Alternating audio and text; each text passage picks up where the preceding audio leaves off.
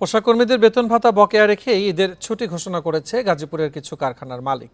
শিল্প পুলিশের হিসাবে অন্তত ৭২টি কারখানায় বেতন ভাতা পরিশোধ নিয়ে দেখা দিয়েছে অনিশ্চয়তা।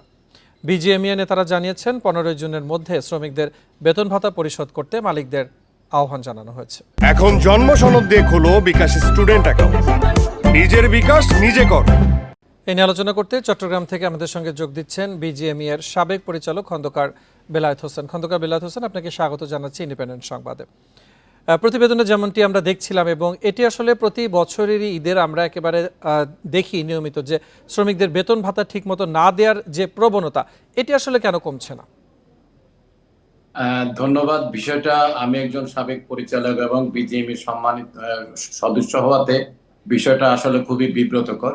তা আমি আপনার সাথে বিনয়ের সাথে দ্বিমত পোষণ করছি। এজন্য প্রতি বছর ঈদ আসলে যেটা একটা খুব আশঙ্কা, অস্থিরতা এবং স্বস্তি সব মিলিয়ে আমরা সব জায়গায় থাকি, কারণ বিষয়টা অবশ্যই একটা মানবিক বিষয় এবং আমাদের এই সেক্টরের ইম্পর্টেন্স বা আমাদের এই সেক্টরের সুনামের জন্য এবং বাইরের কাছে আমাদের রিপুটেশনের জন্য জিনিসটা খুবই আতঙ্কের। তো আমি মনে করি শিল্প জোন ভিত্তিক শিল্প পুলিশ এবং বিজিএম একটা টিম সেল থাকে।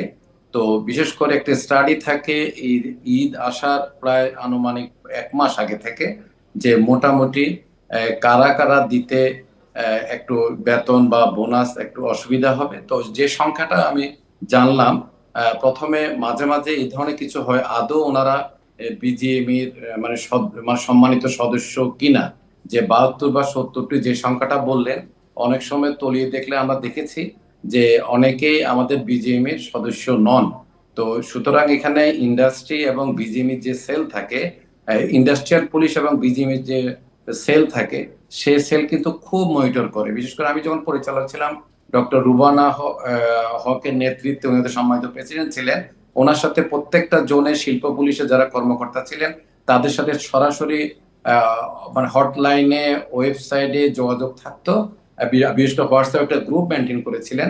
তো যখনই কোথাও কোথাও এই ধরনের আশঙ্কা থাকতো, আমরা সে কন্ট্রোল করা সে একটা প্রবণতা বা প্র্যাকটিস ছিল। তো ঠিক হয়তো কিছু ফ্যাক্টরি আজ থেকে বন্ধ হয়ে গেছে, কিছু আগামীকাল হবে।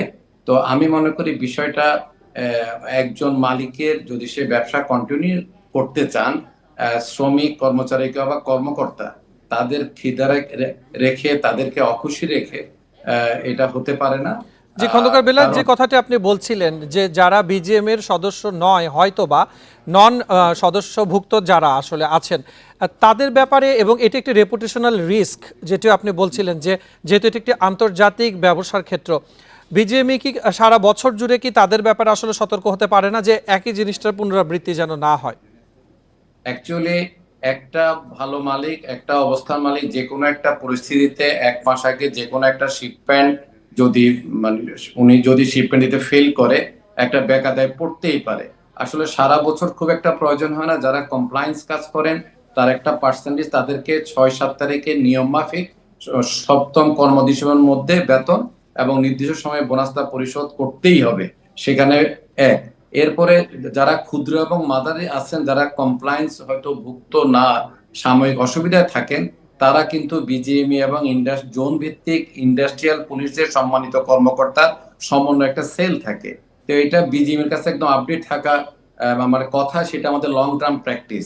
তো আমি যেহেতু আমি চট্টগ্রামে আছি, তো আমি হুট করে আসলে গাজীপুর সম্বন্ধে এবং অবস্থান সম্বন্ধে মানে অতটা মানে খারাপ হওয়াটা ঠিক আমার হচ্ছে না। জি, আপনি কারণ হয়তো ওটা যদি পুরোপুরি অবগত নন যেটি আপনি বলছিলেন, তবে আপাত দৃষ্টিতে যে জিনিসটি দেখা যাচ্ছে যে ৭০ থেকে ৭২টি পোশাক কারখানা আসলে যারা কাজ করেন, যে রপ্তানি পোশাক খাতের মূল কারিগর যারা, সেই শ্রমিকদের যদি আসলে ঠিক রাখা না যায়, কতটুকু আসলে তারা ভালো আউটপুট দেবেন, এটি অবশ্যই আমাদের জন্য একটা রিস্ক হয়ে যায়। এই ঝুঁকি আসলে মোকাবেলা করার জন্য পরবর্তীতে কি ব্যবস্থা নেওয়া যেতে পারে, আপনার অভিজ্ঞতায় কি বলে?